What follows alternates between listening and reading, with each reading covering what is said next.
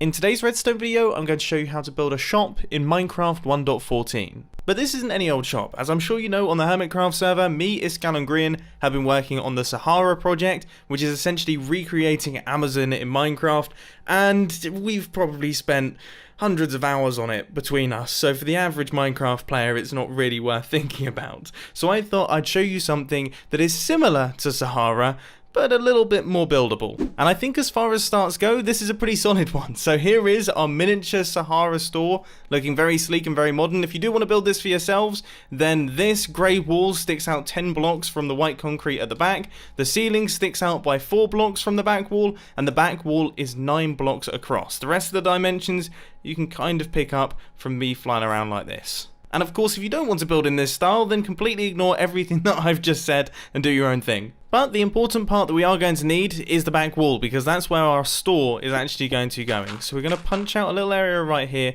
and this is where the actual selector for our store is going to be. So we're going to have a trapdoor, that's going to come in handy. We're going to have a lectern, that's actually how we're going to be selecting the items from the store. We're going to have a button, I think that's going to be our order button, and then we're also going to have just a little block right here, which is going to block off access to the lectern while that button is pressed.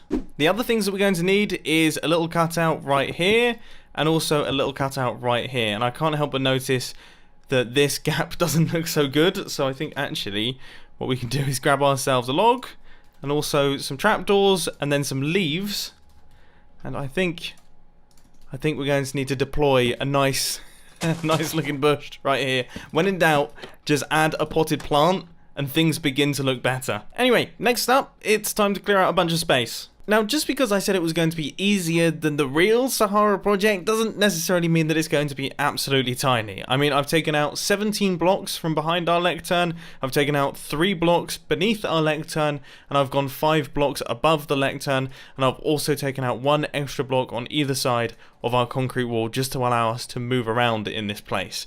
So this is where all of the redstone is going to be going.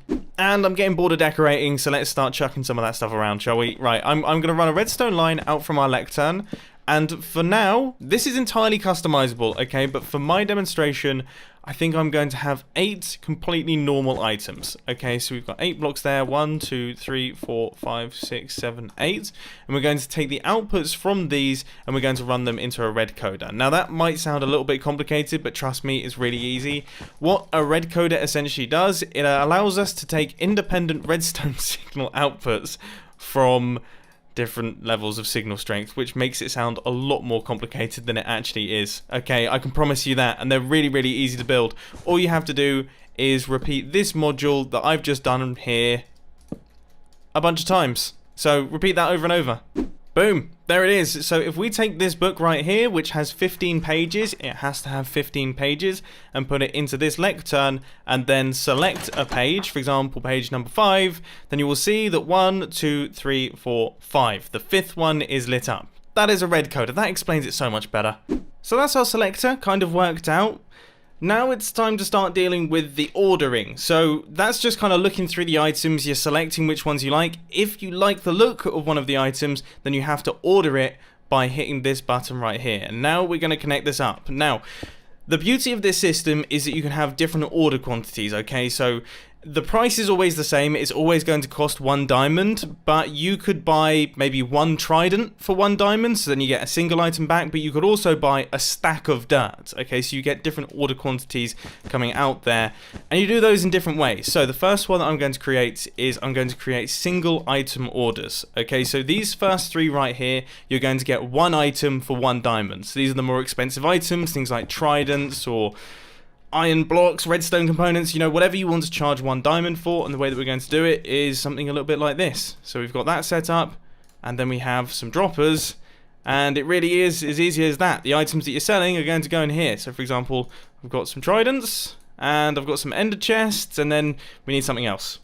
Emeralds. Emeralds seem like the way to go. So let's move on to the next step, which is the multiple item orders. This is where things begin to get interesting. It's a tiny bit more involved, but it's nothing too complicated. I'm sure we'll be able to manage. So we're just going to have a pair of repeaters right here. Obviously the length of this redstone line depends on how many single item orders you're going to have. So that's going to be different for every single redstone contraption. But we're going to have an observer facing in this direction and then an observer facing in this direction. We're going to have a block right there and also a block right here. That's very important to stop these redstone lines canoodling. And then this is going to be our redstone line that runs into the multi-item orders, and we can deal in order quantities of 8, 16, 32 or 64. The 32 and 64s are going to be over here because they're once again a tiny bit more complicated. So we're going to run repeater outputs into these, and then here is just kind of the same old deal. I mean, we have the sticky pistons, we have the blocks, and then we have the droppers. If you want 8 items, then you only have a single dropper. If you want 16 items, then you have a line of droppers up at the top and also a line of droppers underneath. So both of these droppers are going to be firing. 8 will come out of this one, 8 will come out of this one, giving you 16. So just for some examples, for items in the store, you get 8 comparators per diamond, you get 8 observers per diamond, you get 16 redstone repeaters per diamond, and you get 16 pistons per diamond. Anyway, it is now time to up the complication factor, because we're now going to start dealing in 32s, and you may notice that we don't really have much room for adding in any more droppers vertically, so we're going to add them in horizontally. Now this just involves adding something like this.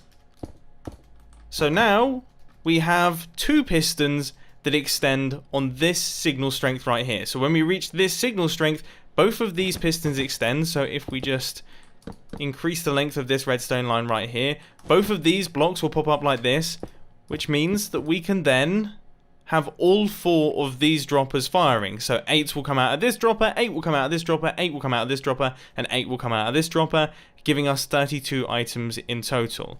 Now the question is, how do we then continue on this redstone line? Because obviously we do want to continue on this redstone line. Maybe we want another 32 item dropper.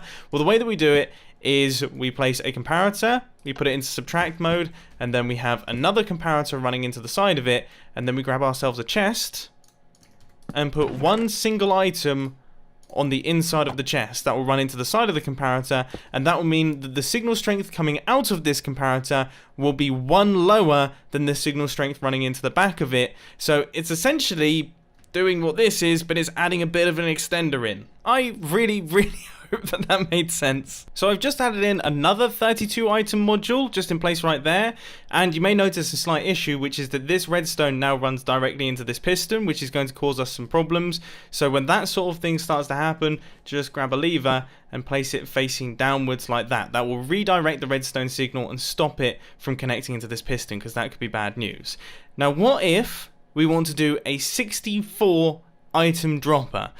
Well, once again, we're going to need to add another kind of extender into our red coder here, so that is that, and then we're going to need to grab ourselves a chest with one single item on the inside running into the side of the comparator that's in subtract mode. That's all good. Then we need to add the module for our red coder, so let's quickly do that. And then we do exactly the same thing that we've done for the 16 ones, is we've just done this, but then we also add this little setup right here. So now we're including 4 pistons, 1, 2, 3, 4, and all of those are going to have blocks on top. And then once again, we have to watch out for the redirection of the redstone signal so that that redstone line doesn't run directly into that piston, because once again, that's going to cause some problems. But let's extend out this redstone line right here and then add in our 8 droppers. So 8 times 8, 64 items for every single diamond.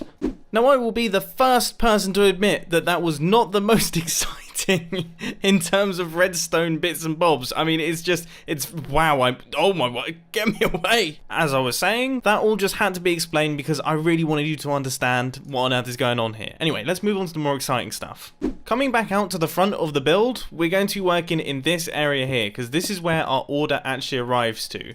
So we're going to have a little setup like this, and then we're going to have some glass panes right here, just so we can stare on through. And then here is going to be the barrel where all of the items are going to be arriving.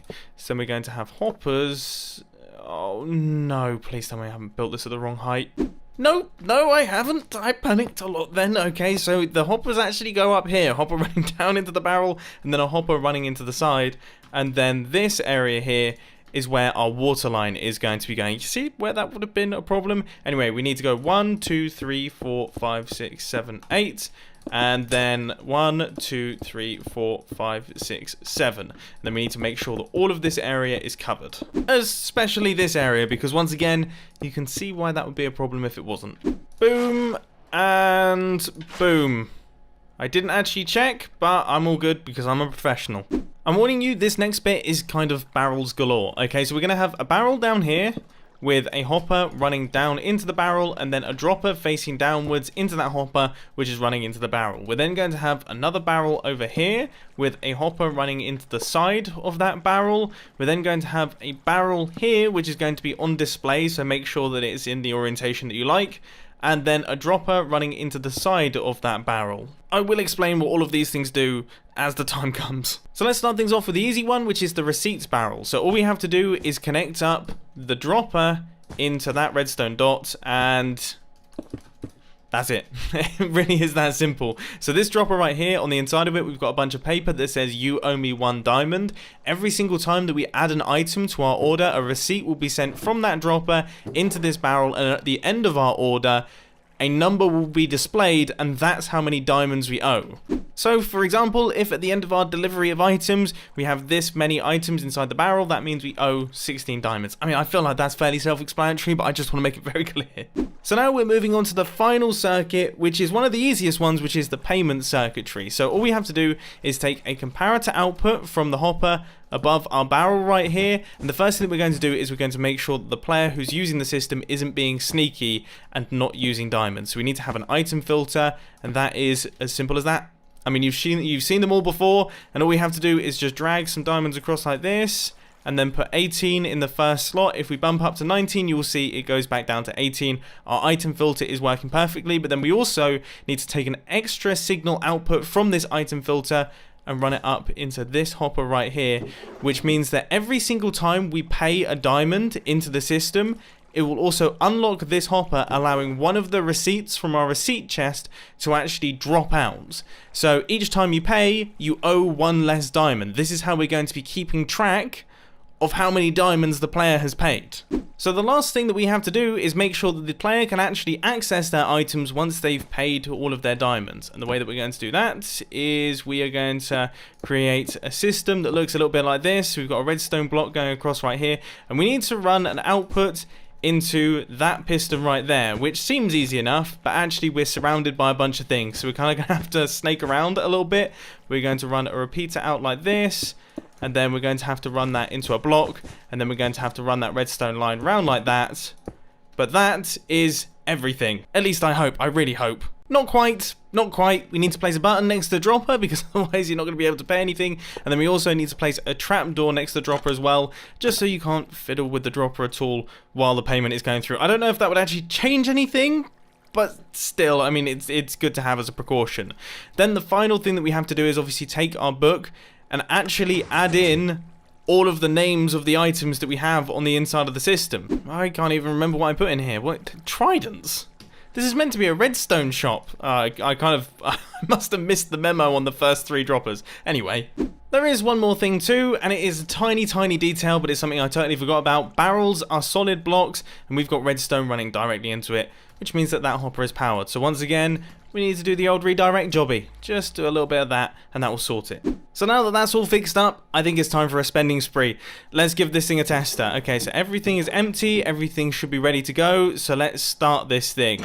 And I want to get the ball rolling with a simple one. Okay, I want an ender chest. So let's order that in.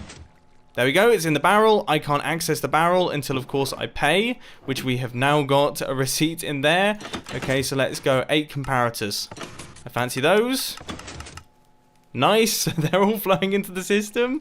That's looking good. 16 repeaters would also be pretty handy. They're always good. Cool, that looked pretty good. 32 droppers. I love this thing. I absolutely love this thing. Okay, and yeah, we need the stuff that connects it all together. 64 redstone dust coming right up. There it is. It's flown into the system. So we owe 5 diamonds. That is 1 diamond. Boom. That is 2 diamonds, so we should owe 3 diamonds now. Nice, that's looking good. We now owe 2 diamonds. We owe 1 diamond. And there we go, fully paid. And the redstone is still flowing in. I panicked then. But there we go. That is our order.